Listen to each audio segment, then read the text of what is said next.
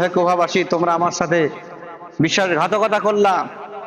তোমাদের চিঠিতে তোমরা ডাকে আমাদের ইমাম হুসাইনকে আমরা দাওয়াত করেছিলাম, কিন্তু তোমরা আজকে বিশ্বাসঘাতকতা করলা। যদি পারো তা তোমাদেরকে আমি ওসিয়ত করে দিয়ে যাই, আমার 3টে ওসিয়ত তোমরা রাখবা। আমাকে তো এজিদের দলবল মেরেই ফেলবে, তো তোমরা কি করবা? আমার কাছে কিছু পাওনা টাকা পাবে, আমার ইন্তেকালের পরে আমার তরবারির বর্ম এগুলো বিক্রি করে তাদের তার পাওনাগুলো পৌঁছাই দেবা। দ্বিতীয়ত, আমার মস্তক কেটে নিয়ে যখন এজিদের দরবারে চলে যাবে আর আমার মাথাটা পড়ে আমার দেহটা পড়ে থাকবে, তোমরা যদি ইমাম হুসাইন পাক একটু ভালোবেসে থাকো তাহলে আমার এই দেহটাকে নিয়ে তোমরা একটু সসম্মানে দাফন করে দিও। আর তৃতীয় একটা তোমাদের কাছে ওসিয়ত থাকবে, তোমাদের মধ্যে যদি কেউ পারো তার মাওলা ইমাম হুসাইন পাককে একটু সংবাদ দিও, তিনি যেন কারবালার, তিনি যেন কুফার দিকে না আসে।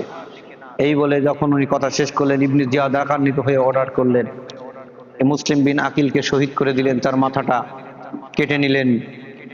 তা মুসলিম বিন আকিল উনি যখন কারবালার মধ্যে এই কুফায় ইমাম হুসাইন পাকের নির্দেশ আদেশ নিয়ে গেলেন, দেখলেন যে কুফার সমস্ত মানুষ ইমাম হুসাইন পাকের জন্য পাগল হয়ে গেছে। উনি প্রায় 40,000 লোককে বায়াত করলেন ইমাম হুসাইন পাকের জন্য। ওনার হাতে ইমাম হুসাইন পাকের বায়াত করেন প্রায় 40,000-এর।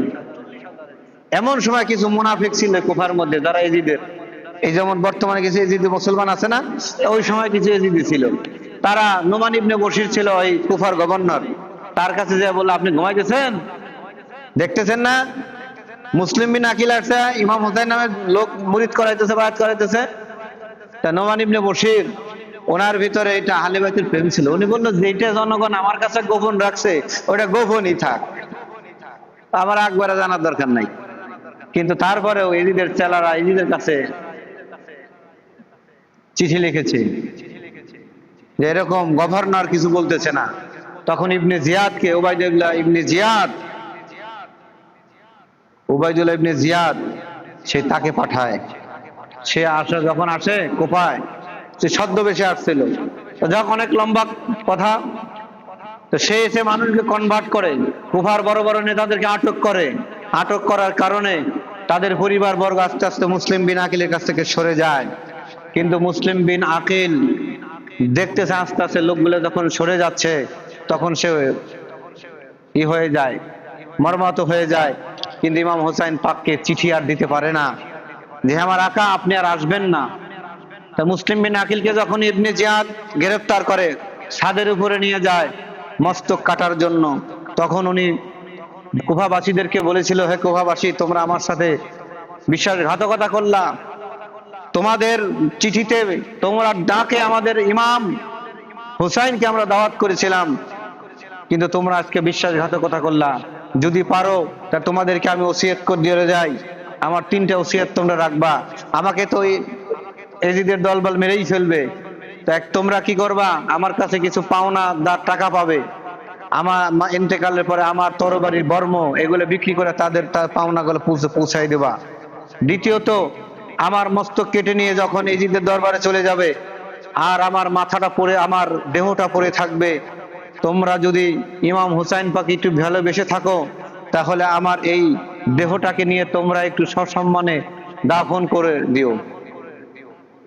আর তৃতীয় একটা তোমাদের কাছে ওসিয়ত থাকবে, তোমাদের মধ্যে যদি কেউ পারো তার মাওলা ইমাম হুসাইন পাককে একটু সংবাদ দিও, তিনি যেন কারবালার, তিনি যেন কুফার দিকে না আসে।